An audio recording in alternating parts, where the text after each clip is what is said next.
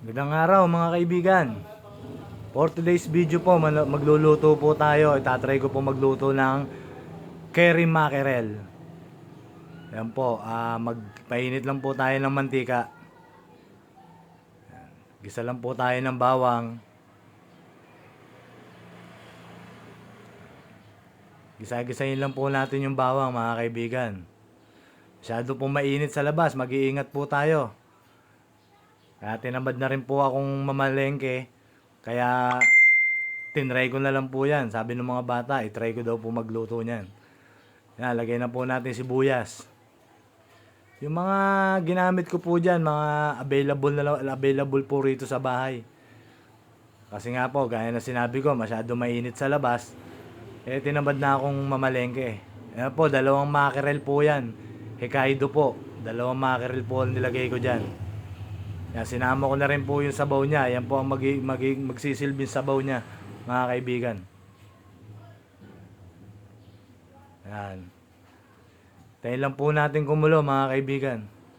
Pag kumulo po, naglagay lang po ako dyan na isang pouch ng Coco Mama. Yan, nabili ko po sa tindahan yan. Yan.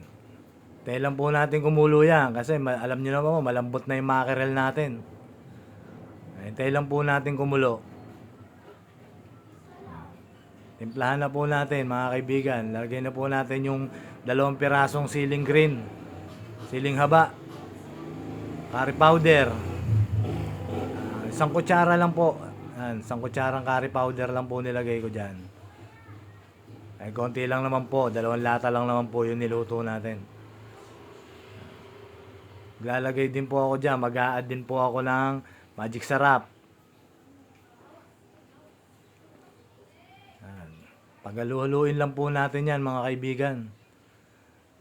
Try nyo rin po yan. Masarap mga kaibigan, try nyo rin po. Yan. Yan, naglagay lang din po ako ng kalahating kutsarang turmeric powder.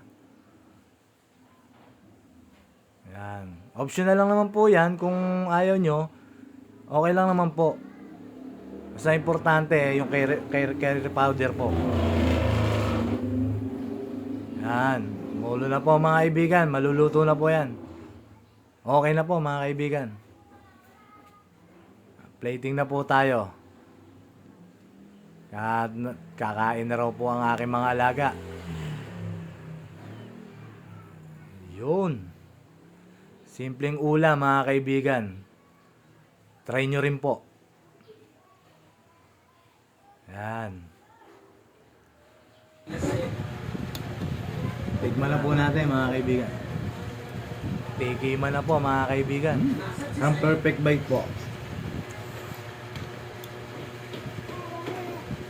Ano yan? Fish.